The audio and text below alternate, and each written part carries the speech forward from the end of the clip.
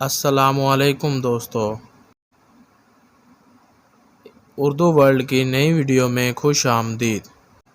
اس video میں ہم دو ہم جماعت رفیق اور شاہد کی بات کریں گے۔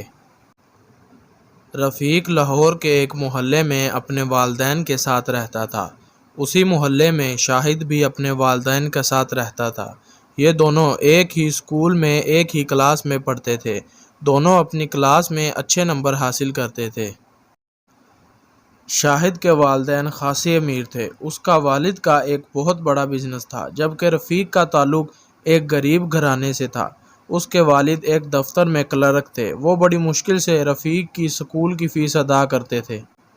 رفیق اور شاہد امتحان کے دنوں میں سخت محنت کرتے تھے اور دونوں کی خواہش ہوا کرتی تھی کہ وہ اول پوزیشن حاصل کریں۔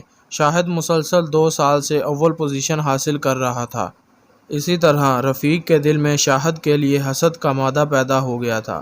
وہ اب ہر وقت سوچوں میں گم رہتا تھا۔ اس کی بھوک اور پیاس بالکل ختم ہو چکی تھی۔ وہ چاہ رہا تھا کہ اول پوزیشن حاصل کر کے شاہد کو نیچا دکھائے۔ ایک دن سب لڑکے کرکٹ کھیل رہے تھے۔ شاہد، اس سال بھی تمہیں اول پوزیشن حاصل کرنی چاہیے تاکہ تم ایک بڑا انعام حاصل کر سکو، جیسے مسلسل 3 سال سے اول آنے کی وجہ سے ملتا رہا۔ رفیق کے ایک ہم جماعت احمد نے شاہد سے کہا، انشاءاللہ تعالی اس سال بھی اول ہی آؤں گا، مگر کیا کروں، میرا مقابلہ رفیق سے ہے۔ تم تو جانتے ہو میرا اور اس کا مقابلہ اول پوزیشن حاصل کرنے کے لیے ہوتا ہے، اور میں صرف 2 یا 3 نمبروں کے فرق سے اول پوزیشن حاصل کرتا ہوں۔ شاہد نے جواب دیا، بے فکر رہو، اس سال میں ہرگز تمہیں اول پوزیشن حاصل نہیں کرنے دوں گا۔ رفیق نے حسد بھرے لہجے میں کہا، انسان کی بڑائی بڑے بول سے نہیں بلکہ اخلاق سے ہوتی ہے۔ شاہد بولا، یہ لیکچر کسی اور کو جا کر سناؤ، اور ہاں، تم میرے منہ مت لگا کرو، اور تمہیں میرا چیلنج ہے کہ اس سال میں اول پوزیشن لے کر دکھاؤں گا۔ بتاؤ، چیلنج قبول ہے؟ رفیق نے شاہد کی طرف دیکھ کر کہا، جس سے اس کا چہرہ غصے سے سرخ ہو گیا۔ ٹھیک ہے رفیق، میں اس سال بھی اول پوزیشن حاصل کر کے تمہارا غرور توڑوں گا۔ ویسے یہ سن لو کہ حسد کرنے والا کبھی خوش نہیں رہتا۔ شاہد نے جواب دیا، کیا مطلب؟ میں تم سے حسد کرتا ہوں؟ تم میں کیا خوبی ہے جو میں تم سے حسد کروں؟ رفیق غصے سے بولا، میں تم سے زیادہ بحث نہیں کرنا چاہتا۔ شاہد کہتا ہوا تیزی سے چلا گیا۔ رفیق اس سال خوب دل لگا کر پڑھ رہا تھا۔ وہ ہر حالت میں اول آنا چاہتا تھا۔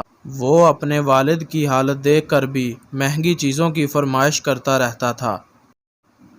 ایک دن رفیق کے والد تھکے ہارے آفس سے گھر آئے تو اس نے آتے ہی اپنے والد سے سائیکل خریدنے کی فرمائش کر دی۔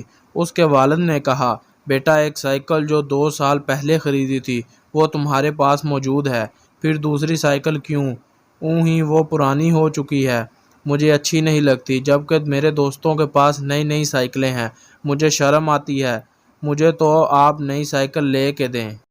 رفیق نے منہ پھلا کر کہا۔ رفیق اپنے والدین کی اکلوتی اولاد تھی، اس لیے اس کے والد اسے ناراض نہیں کر سکتے تھے۔ اس کی ہر فرمائش پوری کرنے کی کوشش کرتے تھے۔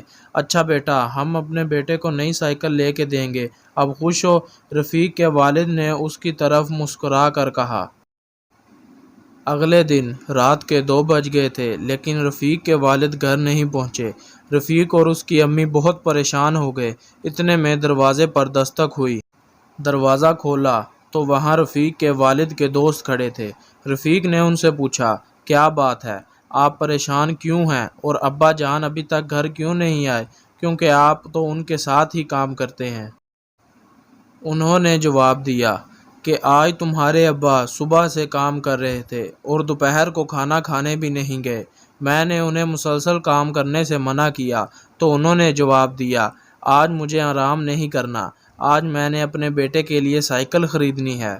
آخر کام ختم کر کے وہ جانے کے لیے اٹھے۔ سیڑھیوں سے اترتے ان کا پاؤں پھسل گیا، اسی طرح ان کے سر پر چوٹ لگ گئی۔ ہم نے انہیں ہسپتال پہنچا دیا۔ چچا، اب کیا ہوگا؟ رفیق کی آنکھوں میں آنسو بہنے لگے، کیونکہ اس کے والد کی یہ حالت اسی کی وجہ سے ہوئی تھی۔ بیٹا، تم فکر نہ کرو، اب ان کی حالت بہتر ہے، والد کے دوست نے رفیق کو دلاسا دیا۔ تھوڑی دیر میں رفیق اور اس کی امی والد کے دوست کے ساتھ ہسپتال پہنچ گئے۔ رفیق کے والد کی حالت خطرے سے باہر تھی، لیکن وہ پریشان تھا۔ اسے اپنے والد کی زیادہ پریشانی نہیں تھی، بلکہ اس نے کل اسکول کی فیس جمع کروانی تھی اور کل آخری تاریخ تھی۔ رفیق کی امی نے اسے فیس دے دی تھی، لیکن وہ والد کی دوائیاں لانے میں خرچ ہو گئے۔ رفیق نے اپنے والد کے ایک دوست سے فیس کے لیے روپے ادھار مانگے، لیکن انہوں نے کہا، میں تو خود غریب آدمی ہوں، روزانہ جتنا کماتا ہوں وہ گھر میں خرچ ہو جاتا ہے۔ اب رفیق کو اپنا قیمتی سال برباد ہوتا نظر آ رہا تھا۔ اسکول کی فیس 300 روپے تھی اور اس کے پاس 100 بھی نہیں تھا۔